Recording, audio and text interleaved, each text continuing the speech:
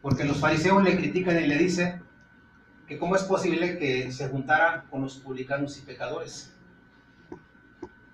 y entrar incluso a sus casas. ¿A qué? A comer. Cuando hablamos, por ejemplo, de comer, si tú invitas a alguien, ¿cómo te sientes gozoso de que aquella persona venga a tu llamado porque tú le invitaste, ¿no es cierto? Y el invitado también se siente gozoso porque dice, me invitaron ¿a qué? A comer. O sea, es mutuo, de ambos lados. Y el Señor Jesús no podía hacer excepciones. Pero estos hombres, debo decir, pensaban tal vez como diciendo, pues nosotros somos sacerdotes, y si Él es un hombre de Dios, ¿por qué no se comporta como nosotros? ¿Por qué se junta con ellos? Porque los fariseos de su tiempo decían entre ellos que primero era necesario, fíjense bien, primero era necesario que alguien se arrepintiera para que después viniera el amor de Dios. Y yo les pregunto, ¿así es? ¿Así dice la Biblia? ¿Que primero necesitamos arrepentirnos para que Dios nos acepte? Es decir, ellos no podían o no tenían la intención de hacer nada por su prójimo. Conste que ellos siempre supuestamente tenían la ley siempre dispuesta, esos hombres de ese tiempo. Y si hablamos del Nuevo Testamento, el Nuevo Testamento dice acerca del amor hacia el prójimo, ¿no es cierto? Dice que debemos llamar al prójimo como uno mismo. Pero si eso el Señor Jesús lo dijo en el Nuevo Testamento, ¿acaso los religiosos de ese tiempo no sabían este texto? Sí lo sabían ellos, porque ahí, por ejemplo, en el libro de vamos a ver en el Antiguo Testamento rápido un texto, por favor. Tengo mi cuaderno aquí de temas, estaba en otro tema, fíjense. Pero no, es el texto que les digo, es el Levítico 19, alguien que lo lea rápido, el Levítico 19, 18. Levítico 19, 18. No te vengarás ni guardarás rencor. ¿Sí está bien? Sí. Ajá. No te vengarás ni guardarás rencor a los hijos de tu pueblo, sino amarás a tu prójimo como a ti mismo. Así es. Es decir, esto lo conocían todos los religiosos, los sacerdotes del tiempo de Jesús. Entonces, ¿dónde estaba el amor al prójimo? Porque dice la palabra de Dios en el Nuevo Testamento que el amor dice que no hace mal ¿a quién? No, al prójimo. Dice que el amor no hace mal al prójimo. ¿Tú crees que a alguien le puede hacer mal que tú le des amor? La misma palabra de Dios lo dice. Entonces, ellos donde estaban dejando todo eso, lo estaban dejando a un lado. Porque para ellos lo más importante no eran las cuestiones de Dios, sino los preceptos de hombre que ellos habían establecido. ¿Sí? Y su celo era, que dice aquí, ¿verdad? Que se acercaban a Jesús todos los publicanos y pecadores. Es decir, ¿por qué no nos buscan a nosotros? ¿Por qué lo buscan a Él? También había celo por parte de ellos. Mucho celo que había de parte de ellos. Pero ya ahí el apóstol Pablo, ¿sí? Dijo algo muy importante en un texto antes de irnos más profundo al tema. Por favor, quiero que me ayuden a buscar aquí en 1 de Corintios 9. 1 de Corintios 9, del 19 al 22. 1 de Corintios 9, del 19 al 22. ¿Se lo va a leer? Sí, quien lo tenga lo puede leer, por favor. Por lo cual, siendo libre de todos, me he hecho siervo de todos para ganar a mayor número. Me he hecho a los judíos como judío para ganar a los judíos, a los que están sujetos a la ley, aunque ya no esté sujeto a la ley, como sujeto a la ley para ganar a los que están sujetos a la ley, a los que están sin ley, como si yo estuviera sin ley, no estando yo sin ley de Dios, sino bajo la ley de Cristo, para ganar a los que están sin ley. Me he hecho débil a los débiles para ganar a los débiles. A todos me he hecho de todo, para que de todos modos salve a algunos. Es decir, cuando leemos esto que parece una especie como de trabalenguas, en resumidas cuentas lo que dice Pablo, yo con tal de ganar a alguien, porque déjenme decirles, ¿quién era el más grande de todos los apóstoles? Era el apóstol Pablo. Y cuando Pablo menciona estas palabras, dice, aquellos que han conocido la ley, aunque sean mis hermanos judíos, yo me hago al modo de ellos con tal de ganar a alguien. Aquellos que no han conocido la ley, también me hago al modo de ellos con tal de ganar a alguien, ¿sí? Es decir, yo me voy a amoldar a cualquiera. Y cuando leemos ese texto, que ellos no querían hacer los religiosos de ese tiempo, mezclarse con los pecadores supuestamente, Pablo dice, no me interesa eso. Mi finalidad es ganar a alguien para Cristo. Porque muchas veces los que conocemos de Dios, si alguien por ahí nos invita a una fiesta y que dice uno, no, pero pues es que va a haber mucha bebida, va a haber música, va a haber esto, va a haber lo otro, yo no voy ahí, ¿sí? No voy porque pues no me agrada el ambiente, no voy a estar a gusto. Como decíamos hace un momento, si alguien te invita, y aquel que te invitó se va a sentir a gusto y contento de que estés ahí. Y tú te debes de sentir contento también de asistir ahí. ¿Y qué vas a hacer en ese momento? No vas a ir a tal vez a hablar de la palabra de Dios, pero con tu sola presencia de que estés ahí, le estás mandando el mensaje a esa gente de decir que tú no eres diferente a ellos, ¿sí? Que tú los amas como son y que ellos también te amen como tú eres. Porque acuérdate que la mejor manera de predicar el evangelio es con nuestros propios hechos. Es la mejor manera de predicar el evangelio. Bueno, quiero que veamos ahí qué dijo Miqueas, en Miqueas 7:18, por favor. Miqueas 7:18.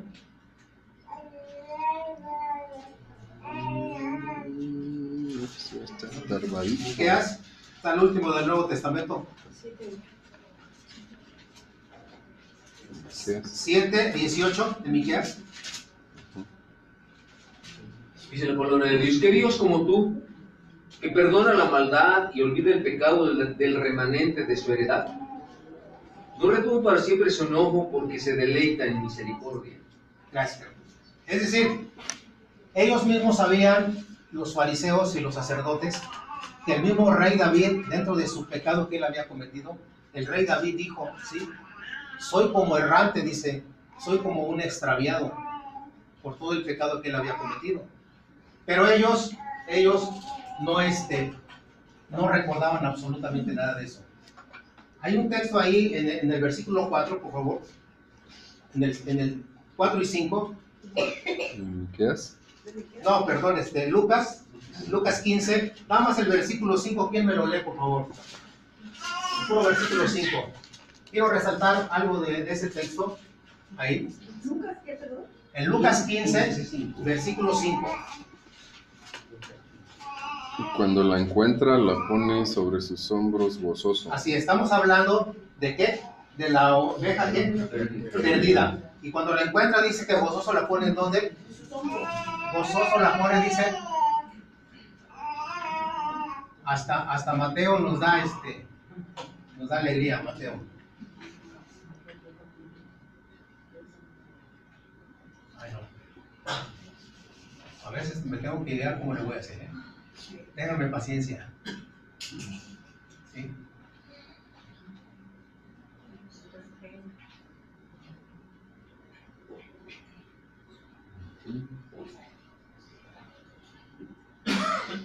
Dice ahí que gozoso la pone en ¿dónde? En sus hombros. Gozoso la pone en sus hombros. Cuando nosotros íbamos con por decir algo, ¿no? Cuando íbamos con mi papá a los colados que nos llevaba para que sintiéramos lo bonito de trabajar, ¿sí? Porque la intención de mi papá era de que no quería que nosotros fuéramos albañiles, como él fue albañil. Entonces quería que sintiéramos pesado para que ninguno dijera, ya no quiero estudiar porque quiero ser albañil. Y cuando uno asiste a un colado, cargar los botes de la revoltura es muy pesado, ¿sí? Y hay que saberle bien, y hay que saberle bien el balanceo al bote, ¿sí? A darle vuelo para ponérselo en donde. Imagínate que tú subas las escaleras con el bote aquí, ¿sí? No aguantas, te caes o lo tiras. En cambio, necesitas darle vuelo y una vez aquí arriba, ¿sí? Como dice aquí, cuando este hombre encontró a su oveja perdida, la puso sobre sus hombros. Es la parte más fuerte, la parte que usamos nosotros como autoridad, ¿sí? Que sentimos toda la fuerza, que alguien sienta toda la fuerza y que alguien se sienta seguro sobre nosotros. ¿Estamos correctos? ¿Sí? Bueno, ahí en el libro en Éxodo, en 28:12, Éxodo 28:12, por favor. Éxodo 28:12.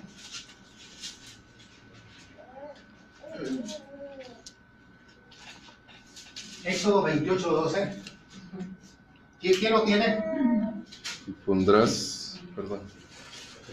pondrás las dos piedras sobre las hombreras del efod para piedras memoriales a los hijos de Israel, y Aarón llevará los nombres de ellos delante de Jehová sobre sus dos hombros por memorial. Así es. En la parábola que estamos, dice el Señor Jesús que cuando encontró la oveja, gozoso la puso ¿sobre qué? Sobre sus hombros. Aquí en las instrucciones que dio Dios a los sacerdotes, dentro del pectoral que ellos se ponían, era un pectoral que tenía mucho simbolismo. Dentro de los simbolismos que tenía el pectoral, era de que aquí tenía dos piedras grandes de onix, ¿sí? O ónice, y aquí tenía escritos en esta piedra los 6 nombres de las 6 tribus, y acá los otros nombres de las otras 6 tribus. Es decir, era el simbolismo de que tenía que llevar sobre sus hombros el sacerdote a las 12 tribus de Israel. Era el simbolismo de que ya Dios estaba presente, el Señor Jesús representado por un sacerdote, del simbolismo de llevar sobre sus hombros, ¿sí? la carga de la humanidad, la carga de aquellos que lo quisieran seguir. Bueno, porque acuérdense que él dice que es ligera su ¿qué? Del otro lado puede ser ligera la carga. Cuando tú sientes pesada la carga y yo la siento pesada, necesitamos a alguien más. Como dice el Señor Jesús, es como el yugo. Yo tomo una parte y tú tomas otra, y los dos jalamos juntos para que tú no cargues todo y no hagas todo el esfuerzo, ¿sí? Pero bueno, aquí él dice que en el pectoral, aquí que hermano, llevaba el simbolismo de las 12 tribus de Israel, el sacerdote. Y cuando nosotros, por ejemplo, ahí en Isaías, ¿quién me busca Isaías? En el capítulo 9, un texto muy conocido por todos, Isaías 9:6. Isaías 9:6, ¿qué dice ahí? Hermano. Porque un niño nos es nacido, hijo nos es dado, y el principado sobre su hombro, y se llamará su nombre admirable, consejero, Dios fuerte, Padre eterno, príncipe de paz. Sí.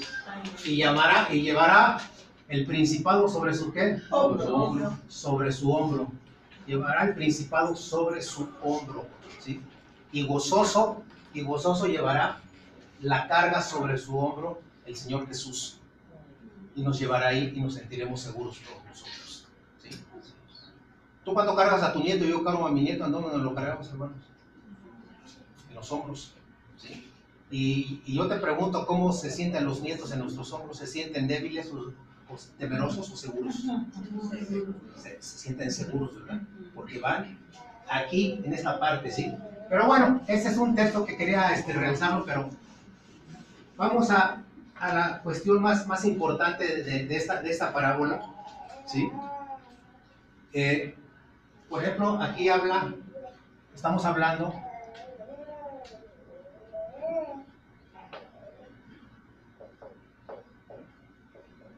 de la oveja ¿qué? Perdida. De la oveja perdida. El relato dice, ¿cuántas ovejas había?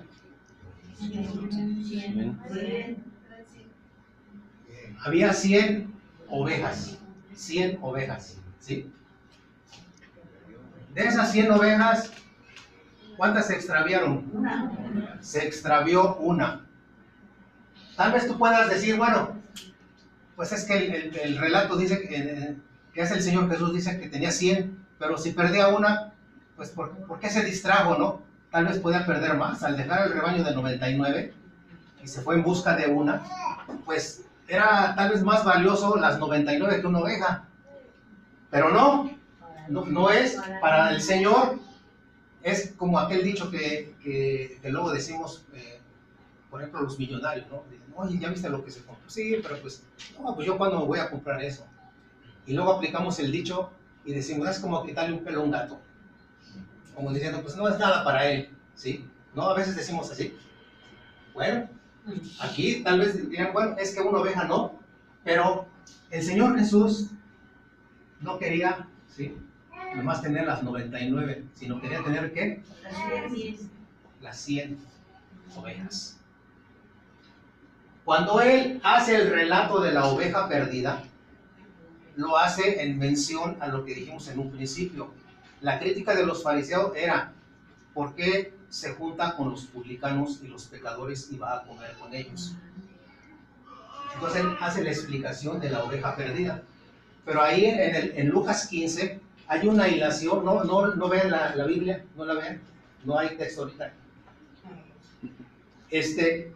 Hay una hilación ahí en Lucas 15.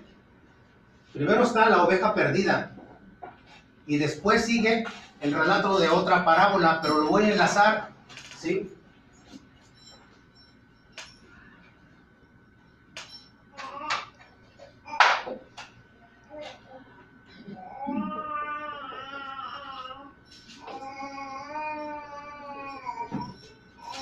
¿De la moneda qué? De la moneda perdida, ¿sí? Las hiló así seguidas, tres parábolas el Señor Jesús. Es decir, cuando tú a alguien es como ahorita, en el tema, yo no nada más voy a dar un texto, estoy dando varios textos. ¿Para qué? Para que primero conozcas de qué vamos a hablar, ¿sí? Después para reafirmar, remachar y super remachar, ¿sí? ¿Me entiendes? Entonces el Señor Jesús, por eso hace mención de 3 parábolas para que todos entiendan, ¿sí? El por qué comía con ellos y se juntaba con ellos, ¿sí? Bueno, entonces enseguida Él hace mención de la moneda perdida y dice en esa parábola, ¿sí? Que ya todos conocemos, que ahí una mujer tenía 10 dracmas, ¿sí? 10 dracmas. ¿Te acuerdas que en una predicación nosotros decíamos que cuando una mujer iba a ser pedida en el antiguo Israel, el hombre tenía que llevar, ¿qué? ¿Te acuerdas? Una dote. Y aquí habla acerca de una mujer que tenía 10 dracmas, es decir, las cuidaba celosamente porque era su ¿qué?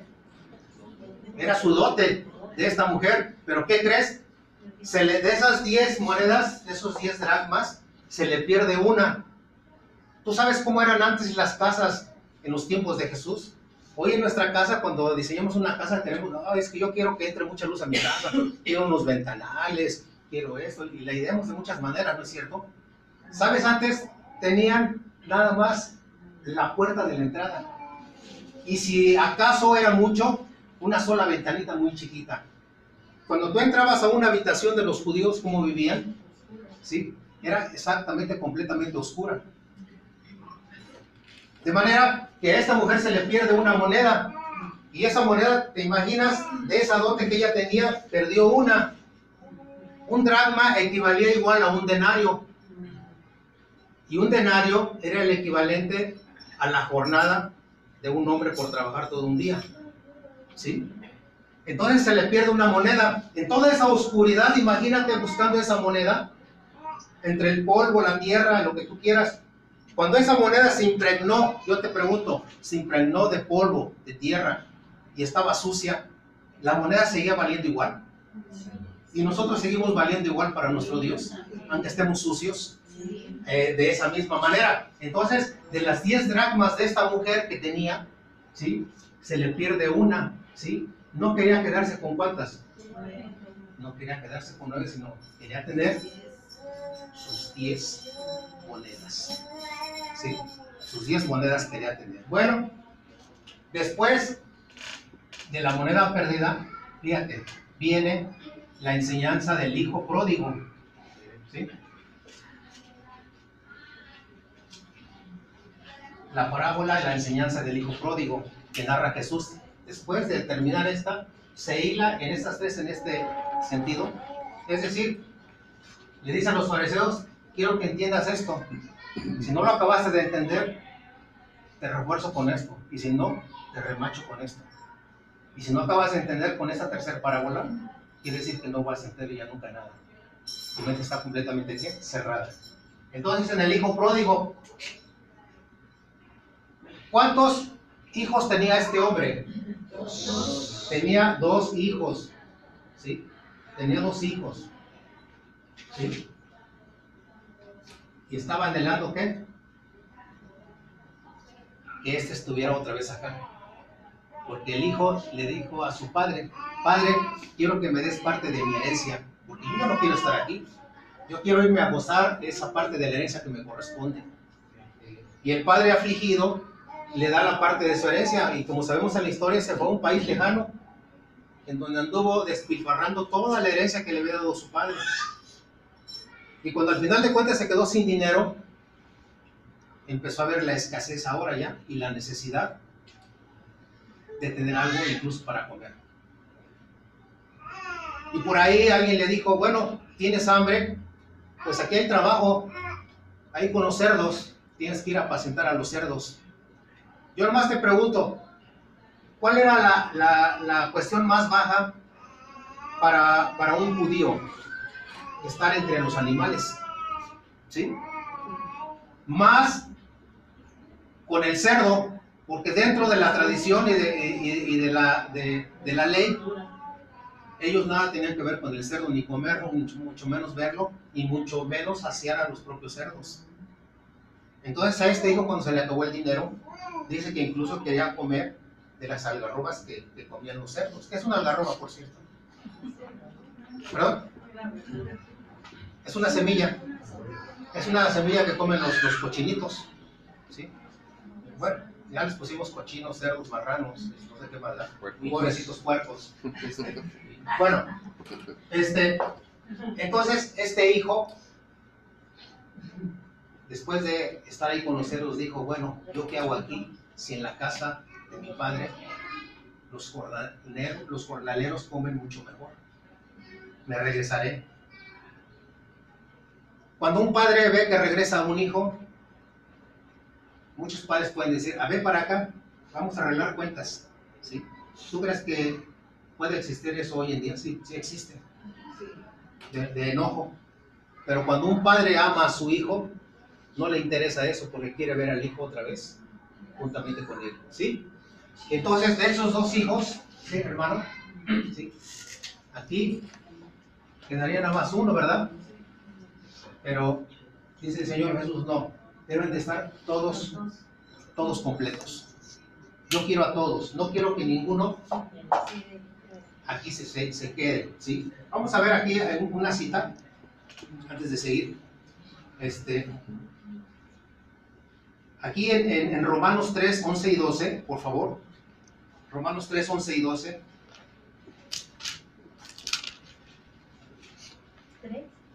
Romanos 3, 11 y 12. Quiero hacer énfasis en cuanto a que decían los religiosos que primero hay que arrepentirse para que Dios nos muestre su amor. ¿Sí? ¿No lo tienen? Bueno, ahí va. Sí. Adelante. Sí. No hay quien entienda, no hay quien busque a Dios. Todos se desviaron a una, se hicieron inútiles. No hay quien haga lo bueno, no hay ni siquiera uno. Así es. ¿Alguien va a buscar a Dios? Dice aquí la palabra. No hay quien busque, dice, ¿a quién? A Dios. No hay quien busque a Dios, porque mira, ahí en Apocalipsis dice el texto que conocemos todos, que el Señor, ¿qué? ¿Llama a la puerta? Exactamente. He aquí yo estoy a la puerta y llamo. Si alguno oyere mi voz, yo entraré a él, cenaré con él y él conmigo. Es decir, el Señor todo el tiempo está tocando el corazón de uno. nosotros no vamos a buscarlo, Él nos busca primero.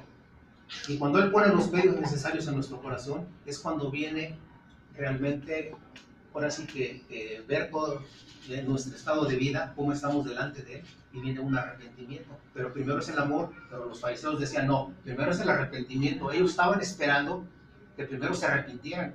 Pero ¿cómo llevarles el amor? Si no llevaban el amor, ¿cómo iban a conocer del mismo Dios? Bueno, entonces nos quedamos en ¿dónde? En el hijo pródigo. Nos quedamos en el hijo pródigo. Ahí cierra el Señor Jesús las tres parábolas. Y mira, si yo por ejemplo aquí pusiera, vamos a suponer,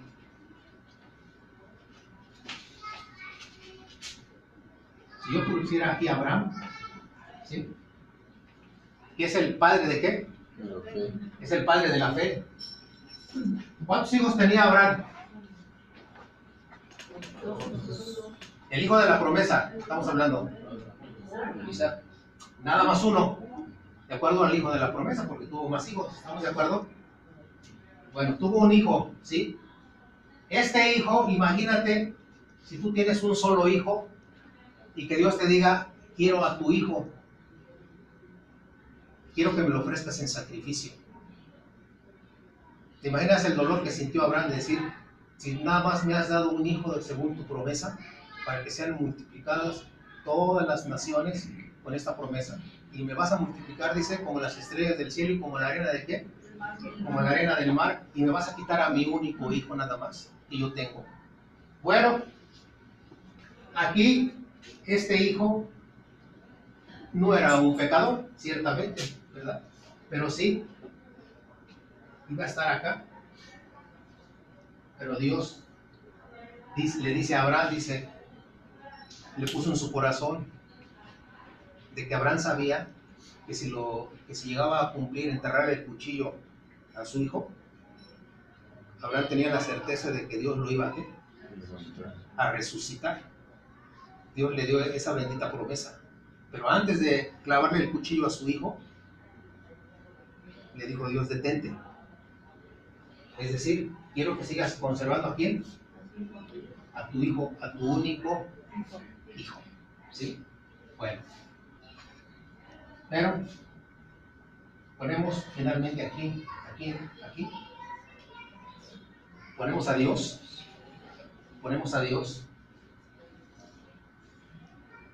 A su Hijo Jesucristo.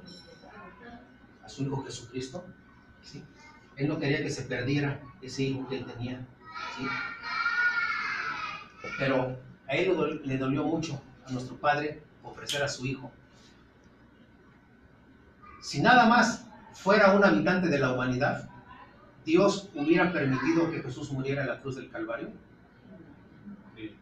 ¿Sí? Y si somos millones y millones y millones,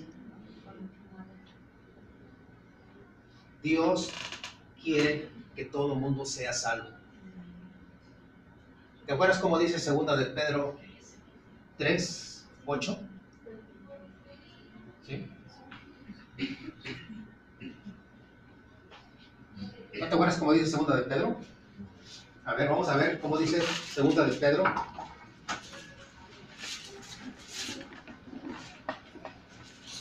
Que nadie perezca, sino que todos procedan al arrepentimiento. ¿Sí? A ver, Martín. El 3:9, perdón, es 3:9. Dice, el Señor no retarda su promesa, según algunos la tienen por tardanza, sino que es paciente para con nosotros, no queriendo que, sino que todos procedan al arrepentimiento. Es decir, nuestro Dios Padre ofrece a su único hijo aquí, pero dice, lo entrego para que todo aquel sea salvo. ¿Pero qué crees, hermano? Esa promesa y ese hecho que puso en su Hijo Jesucristo es la misma promesa que pone en nosotros, porque lo ofreció, murió, pero resucitó al tercer día. Y el Dios bendito para todos nosotros nos dice que si algún día en su nombre bajamos al polvo de la tierra, porque así será algún día, no somos eternos aquí, estamos de paso. Nadie se quiere morir, hermano, nadie se quiere morir, pero algún día vamos a morirnos. Pero cuando bajemos al polvo de la tierra de donde fuimos tomados, dice la palabra de Dios que cuando Él venga por segunda vez, dice que los muertos en Cristo resucitarán primero. Tenemos esa bendita esperanza, es decir, vamos a dormir por un rato, hermano, y aquellos que ya se nos adelantaron están durmiendo nada más por un rato, porque el Señor con voz de arcángel y con trompeta de Dios descenderá de los cielos, ¿sí? Y a todos dirá: venid benditos de mi Padre. Es decir, entonces Dios, el Señor Jesús, que es el mismo Dios, les enseña 3 parábolas para decir: estoy con ellos porque no quiero que nadie se pierda. La oveja perdida. ¿Por qué la oveja perdida? Porque dentro del antiguo Israel, hermano, ¿cómo te puedo decir? En el antiguo Israel había mucha ignorancia, por así decirlo, ¿no? En los tiempos de Jesús. Entonces Jesús quería que todos tuviéramos esa luz que nos resplandeciera en aquel entonces, y hoy en día quiere que nos resplandezca esa luz, para que toda esa oscuridad que nosotros podamos tener sea quitada y venga la luz. Acuérdate de esa profecía que dice, tierra de Zabulón, tierra de Neftalí, dice, camino al mar, ¿sí? Galilea de los gentiles, dice, el pueblo asentado en tinieblas, dice, vio que gran luz, y los asentados en región de sombra de muerte, luz que les resplandeció. Es decir, aquí está, para que entendamos la oveja perdida. Si todos no estamos dentro del redil, el Señor quiere que estemos dentro del redil. Y todos somos preciosos y somos únicos delante del Señor. Todos valemos igual. Recuerde que dijo Pablo, ya no hay judío ni griego, ya no hay esclavo, porque todos somos uno. ¿En quién? Cristo Jesús. Amén, hermano. Vamos a orar. Sí.